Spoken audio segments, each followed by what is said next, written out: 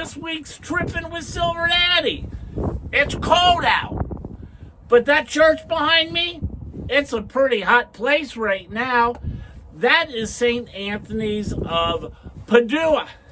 And St. Anthony of Padua became a saint. He was born in Lisbon, Portugal, back in the 1100s. And he actually became a Franciscan. No, a friar. Franciscan, yes.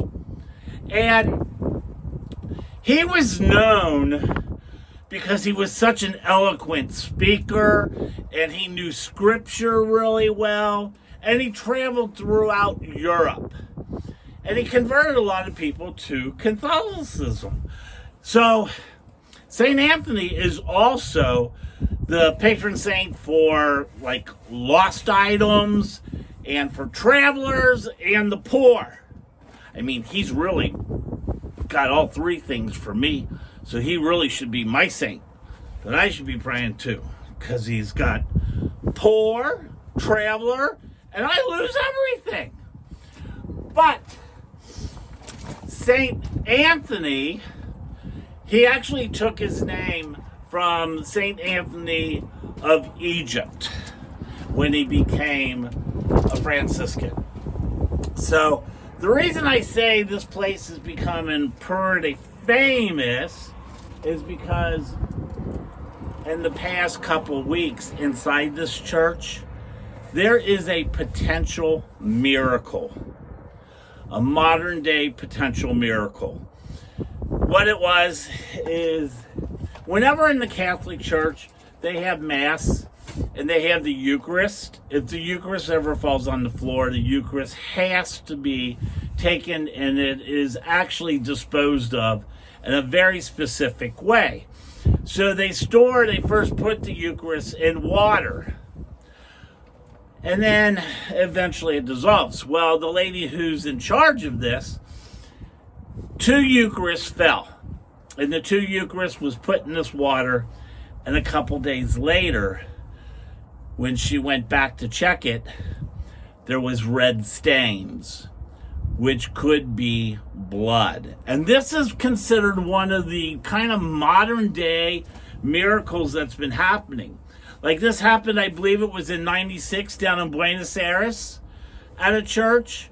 And after scientific studies and all this went on, they determined that the red was actually heart tissue. It actually happened in Poland too. So, and that was, I think, in 2013. These are modern, actual miracles. And for it to become a miracle, it's not just, oh, look at this. There's a big ordeal on how they get it approved. There's scientific evaluation of it. It then also has to go to Rome.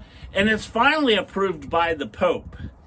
Now, we're told that what happened here, the Bishop of Indianapolis came here right after it was reported.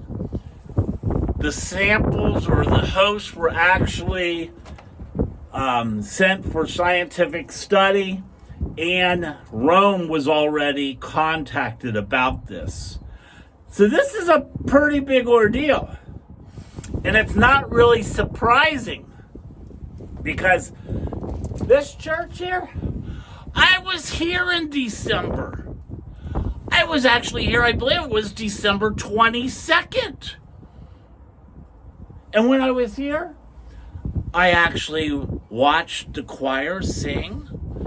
And before I went to watch the choir sing, I had 2 sugar cookies. And I had 2 glasses of tea. And the only thing I know is there was 2 hosts. So this is like a lot of 2s. I was here on the 22nd, 2 cookies, 2 glasses of tea, and I was here. And now there's a potential miracle. Just saying. No one ever believes me when I figure these things out, but this is really a big deal. And if you really want better proof than me talking about it, you can do a search on WLW Channel 5 News in Cincinnati, Ohio, and do a search on it from a Rachel Whalen who first reported about this. It's a pretty cool thing. Well, everyone, outside of the church where a potential miracle happened in the past couple weeks, this is Silver Daddy, and I want to thank you, and please subscribe. And remember, as always, love, peace, and respect, because you're watching Trippin with Silver Daddy. I'm in Morris, Indiana. Different than Morris Hill, everyone. So go to Morris, Indiana if you want to see the church. Not Morris Hill. Even though it's 12 miles, it's like 30-minute drive difference. Don't get lost like someone else. See, St. Anthony, he would have kept me from getting lost.